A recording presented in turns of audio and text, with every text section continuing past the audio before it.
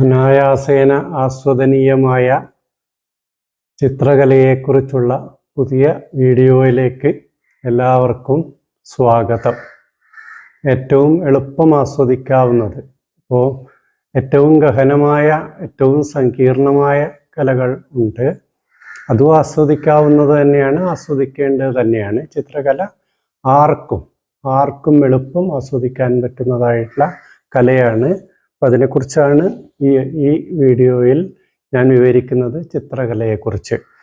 അസ്പഷ്ടം ദൃഷ്ടമാത്രേ പുനരൊരു പുരുഷാർത്ഥാത്മകം ബ്രഹ്മതത്വം.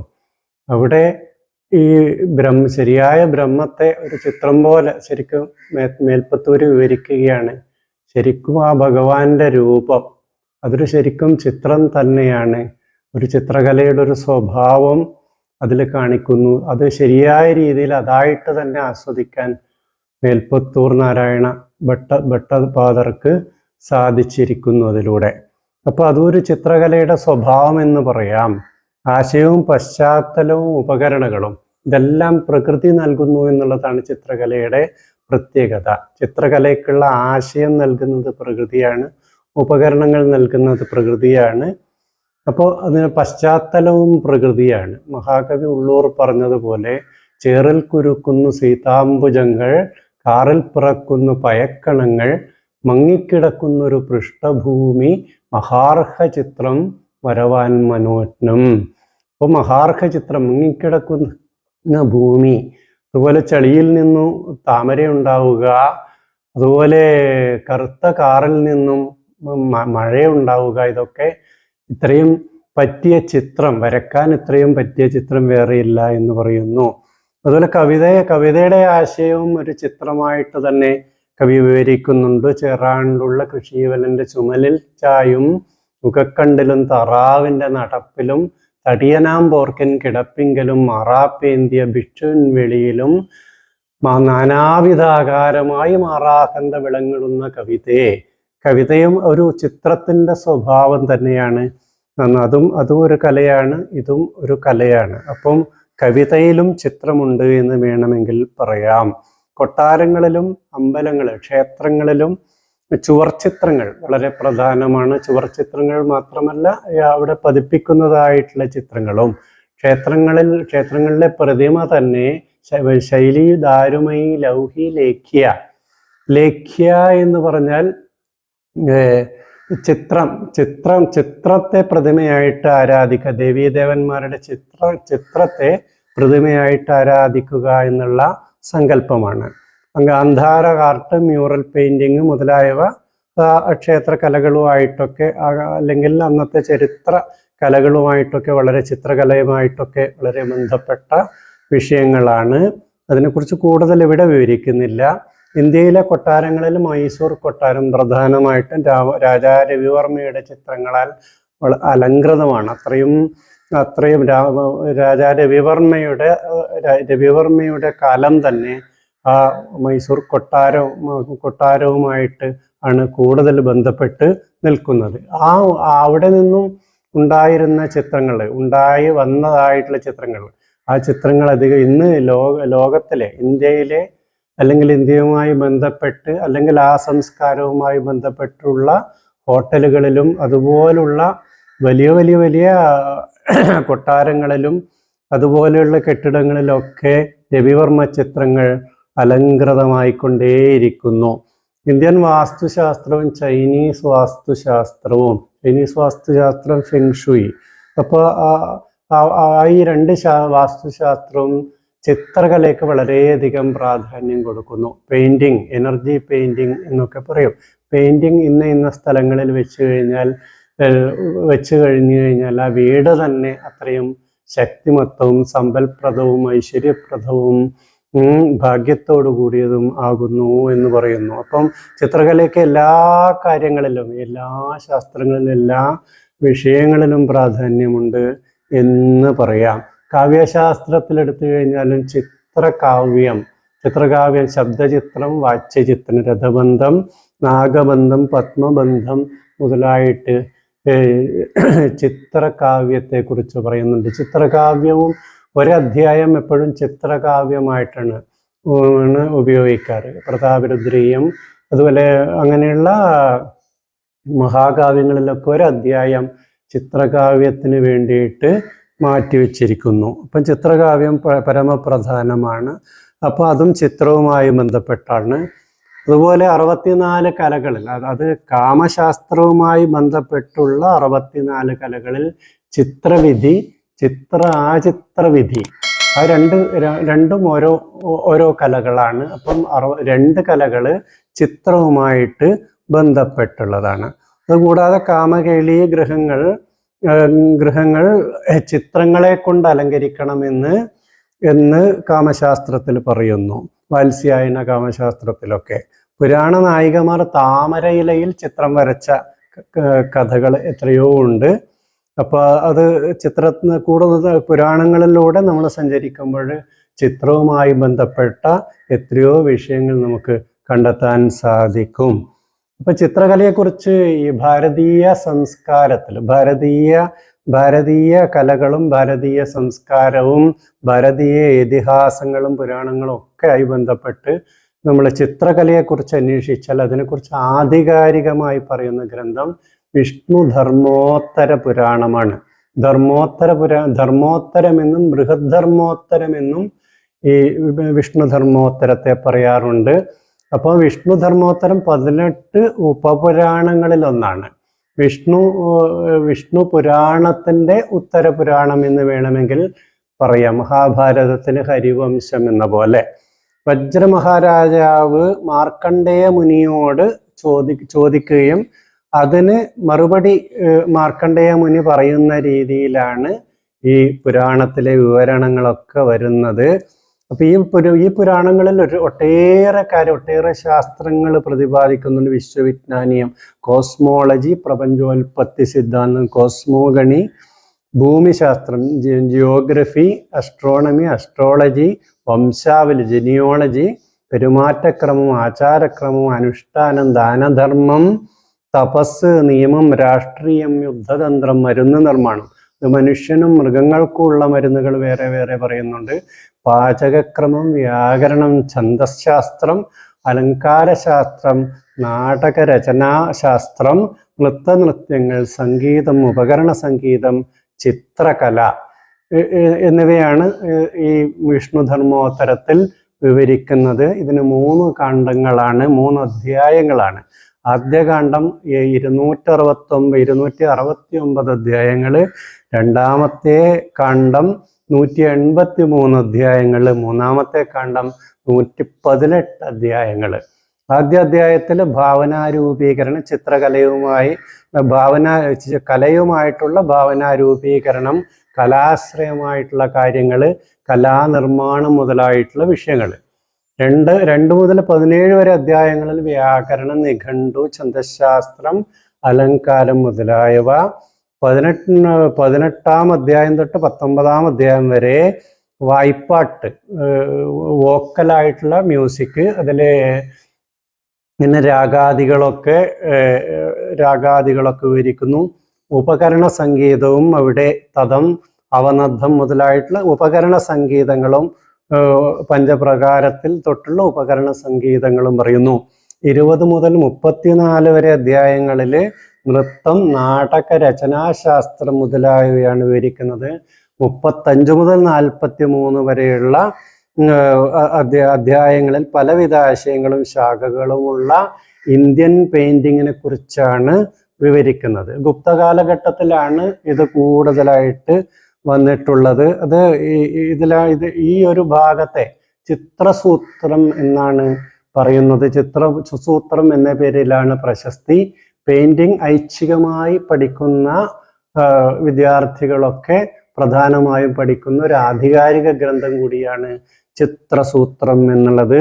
ഗുപ്ത കാലഘട്ടത്തിൽ അത് വളരെ ആഘോഷിക്കപ്പെട്ടതായിട്ടുള്ള ഒരു ഗ്രന്ഥമായിരുന്നു. അതുകൊണ്ട് തന്നെ നേപ്പാളി എന്ന ദേവനാഗരി ലിപിയാണ് ആ ഭാഷയ്ക്ക് ഉപയോഗിക്കുന്നത്. ശാരദാ ലിപി, കാശ്മീരിയുടെ, ബംഗാളി, നേവാരി ലിപികളിൽ ഈ പുസ്തകം, ഈ ചിത്രസൂത്രം പ്രസിദ്ധം ചെയ്തിട്ടുണ്ട്. 44 മുതൽ 85 വരെയുള്ള അധ്യായങ്ങൾ പ്രതിമാലക്ഷണം, കോണോഗ്രഫി, 86 മുതൽ 93 വരെ അധ്യായങ്ങളിൽ ക്ഷേത്ര നിർമ്മാണം, 94 മുതൽ 108 വരെ അധ്യായങ്ങളിൽ ആവാഹന, ഇൻഡക്ഷൻ ഓഫ് ഡേറ്റീസ് ആണ് വിവരിക്കുന്നത്.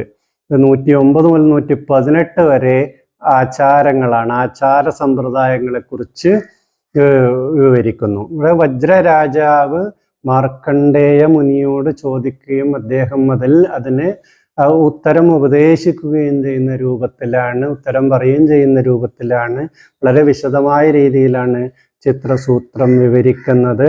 അദ്ദേഹം രാജാവ് ചോദിക്കുകയാണ്, ചിത്രസൂത്രം ന ജാനാതി യസ്തു സമ്യക് നരാധിപ പ്രതിമാലക്ഷണം വേത്തു ന ശക്യസ്തേന കർഹിച്ചിൽ. ചിത്രസൂത്രത്തെ അറിയില്ലെന്നും അത് വിശദമായി പറയണമെന്നും വിവരിക്കണമെന്നും പറയുമ്പോൾ മാർക്കണ്ഡേയ മഹർഷി മറുപടി പറയുന്നു, അതപ്പരം പ്രവക്ഷ്യാമി. അതിന് ചേർന്നുള്ളതായിട്ടുള്ള ഉത്തരമല്ല, പിന്നീട് വരുന്ന ഉത്തരങ്ങളിൽ പെടുന്നതാണ്. അതപ്പരം പ്രവക്ഷ്യാമി ചിത്രസൂത്രം തവാനഘ ഉർവശീ സൃജതാപൂർവം ചിത്രസൂത്രം നൃപാത്മജ. ഇതാ ഞാൻ ഇനി ചിത്രസൂത്രത്തെ കുറിച്ച് പറയാൻ പോവുകയാണ്. ഉർവശിയാണ് ഈ ചിത്രം, ഈ ഒരു സങ്കല്പം തന്നെ, ചിത്രസങ്കല്പം തന്നെ ഉണ്ടാക്കിയത്. അതിനെക്കുറിച്ച് ഞാൻ വിവരിക്കുകയാണ് എന്ന്, വിശദമായി വിവരിക്കുകയാണ് എന്ന് മാർക്കണ്ഡേയ മഹർഷി പറയുന്നു. വിചക്ഷണ ബുദ്ധി വികല്പങ്ങളാകുന്ന കരണ കാന്തി വിലാസരസാദികളാൽ ഈക്ഷണലോചനമാഭരണമായി അഭീപ്സിത കാമതമായ ചിത്രം ഭവിക്കുന്നു എന്നുള്ളതാണ്. ആ ചിത്രം ആരംഭം മുതൽ ആ ചിത്രമായി വരുന്നത് വരെയുള്ള അവസ്ഥയെ കുറിച്ചാണ് പറയുന്നത്. മനുഷ്യൻ ബുദ്ധി മാത്രമല്ല, ബുദ്ധിയെ തന്നെ പല കോണിലൂടെ കാണുകയും അതിന് കണക്കായിട്ട് കൈ നീങ്ങുകയും കണ്ണ് നീങ്ങുകയും ചെയ്യുമ്പോൾ, അപ്പോൾ അത് മനസ്സും അതിനനുസരിച്ച് സഞ്ചരിക്കുമ്പോഴാണ് നമ്മൾ ഏറ്റവും ഇഷ്ടപ്പെട്ട ചിത്രം പുറത്തേക്ക് വരുന്നത്. സാധാരണ മലയാളത്തിൽ തന്നെ ഒരു ചൊല്ലുണ്ട്, കയ്യുന്നിടത്ത് കണ്ണെത്തണം, കണ്ണെത്തുന്നിടത്ത് കയ്യെത്തണം എന്നൊക്കെ ചൊല്ലുണ്ട്. അത് ഇതുമായിട്ട് ബന്ധപ്പെട്ടാണ്. ഇത് വിചക്ഷണ ബുദ്ധി വികൽപ്പിതേ കരണ കാന്തി വിലാസ രസാദിപി ലിഖിതമീക്ഷണലോചനമാഭരാത് ഭവതി ചിത്രം അഭീപ്സിത കാമതം. ഇതിന്റെ അർത്ഥമാണ് തൊട്ടു മുമ്പ് പറഞ്ഞത്. ഇപ്പം സാധാരണ കാവ്യങ്ങളിലൊക്കെ നാട്യശാസ്ത്രത്തിലും ഭരതനാട്യത്തിലും മോഹിനിയാട്ടം ഒക്കെ എടുത്തു കഴിഞ്ഞാൽ ഉള്ള 9 രസങ്ങളാണ് പ്രധാനം എന്ന് പറയുന്നത്. നാട്യശാസ്ത്രത്തില് കാവ്യശാസ്ത്രത്തിലും 9 രസങ്ങളാണ്. അതുപോലെ ചിത്രത്തിലും 9 രസങ്ങൾ തന്നെയാണ്. ശൃംഗാര, ഹാസ്യ, കരുണ, വീരരൗദ്ര, ഭയാനക, ബീഭത്സാത്ഭുത, ശാന്താശ്ച നവചിത്രരസാസ്മൃത. അത് നവരസങ്ങൾ എന്ന് പറയുന്ന പോലെ നവചിത്രരസങ്ങൾ എന്നാണ്. ശൃംഗാരം, ഹാസ്യം, കരുണം, വീരൻ, രൗദ്രം, ഭയാനകം, ബീഭത്സം, അത്ഭുതം, ശാന്തം, ഇവയെ 9 ചിത്രരസങ്ങൾ എന്ന് പറയുന്നു. യഥാ സുമേരു പ്രവരോരകാനാം യഥാ സുമേരു പ്രവരോ നഗാനാം യഥാ അണ്ടജാനാം ഗരുഡ പ്രധാന യഥാ ജനാനാം പ്രവരക്ഷിതീശ തഥാ കലാനാമിക ചിത്രകൽപ്പ.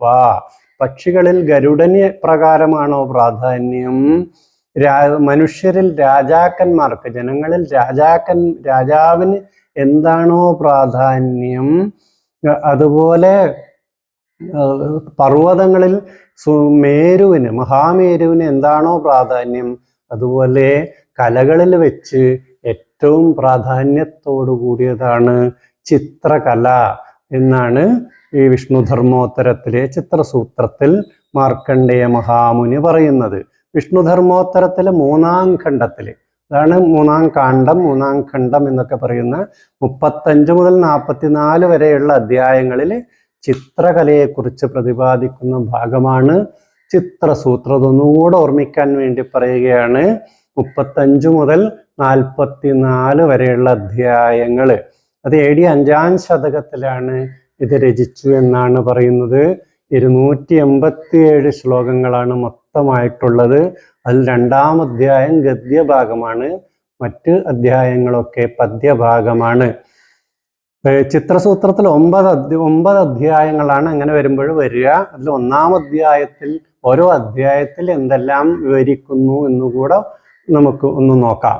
ഒന്നാം അധ്യായത്തിൽ ചിത്രോൽപത്തി, നൃത്ത ചിത്രബന്ധം, മനുഷ്യരുടെ തരംതിരിവുകൾ, അവരുടെ ശരീരഭാഗങ്ങളുടെ സാമാന്യമായ അറിവുകൾ, സൂക്ഷ്മമായിട്ട് സ്വഭാവോക്തി എന്നൊക്കെ പറയുന്നത് പോലെ മഹാകവി വെള്ളത്തോളൊക്കെ അലസ്യമാണ്ട മുഖമൊട്ടു കുനിച്ച് വീർത്ത പാലസ്ഥലം കരതല തളിർകൊണ്ടു താങ്ങി ചേലഞ്ചുമെന്നും ഒരു വെൺകുളിർ കൽത്തറയ്ക്ക് മേലങ്ങ് ചാരുമുഖി ചാരിയിരുന്നിടുന്നു.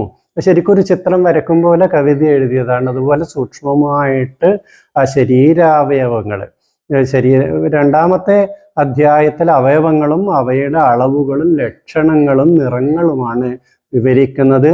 മൂന്നാം അധ്യായത്തിൽ സ്ത്രീ പുരുഷ ഭേദങ്ങൾ, അവയുടെ അംഗപ്രത്യംഗങ്ങളുടെ ആകൃതി വ്യത്യാസങ്ങൾ, ഋഷിമാര് വൃദ്ധര് ഇവരെ ചിത്രീകരിക്കേണ്ടതായിട്ടുള്ള വിധം, ഇതാണ് മൂന്നാം അധ്യായത്തില്. നാലാം അധ്യായത്തിൽ പ്രതിമാ ചിത്രലക്ഷണങ്ങൾ, ദേവതാ ചിത്രത്തിൽ ശ്രദ്ധിക്കേണ്ട കാര്യങ്ങളുടെ വിവരണങ്ങൾ. അത് പ്രതിമാ നിർമ്മാണമല്ല, പ്രതിമയുടെ ചിത്രം വിവരിക്കുന്നത്. ചിത്രം എങ്ങനെ ഉണ്ടാക്കുക എന്നതിൽ ശ്രദ്ധിക്കേണ്ടതായിട്ടുള്ള കാര്യങ്ങൾ. അഞ്ചാം അധ്യായത്തിൽ മനുഷ്യരൂപങ്ങളുടെ 9 സ്ഥാനങ്ങളാണ് വിവരിക്കുന്നത്. 13 വിധം ക്ഷയവൃദ്ധികൾ, സ്ഥിരവും ചലിതവുമായ രൂപചിത്രണം എന്ന്. അപ്പൊ അത് ചലനാത്മകമായിരിക്കണം, സ്ഥിരമായിരിക്കണം, അങ്ങനെയൊക്കെ ചിത്രം കാണുമ്പോൾ തോന്നുന്നതായിട്ടുള്ള അവസ്ഥകൾ. ആറാം അധ്യായത്തില് ഭിത്തി സംസ്കരണം, ചുമരുണ്ടെങ്കിലേ ചിത്രം എഴുതാനാവൂ എന്നൊക്കെ മലയാളത്തിൽ ചൊല്ലുണ്ട്. അപ്പം ആ ചുമര് അത് എവിടെയാണ് ഈ ചിത്രം വരയ്ക്കേണ്ടത്? അപ്പൊ അത് ഭിത്തി സംസ്കരണം, ചിത്രകർമ്മം, വർണ്ണസമാകൃതി, പല രീതിയിലുള്ള നിറങ്ങൾ, കളറുകൾ എവിടെ നിന്നെല്ലാം സമാഹരിക്കാം, എങ്ങനെയൊക്കെ ഉണ്ടാക്കാം, പല പശകളെ കുറിച്ചുള്ള വിവരണങ്ങൾ, അത് ഒട്ടിച്ചേരാൻ വേണ്ടിയിട്ടുള്ള പശകളെ കുറിച്ചുള്ള വിവരണങ്ങൾ.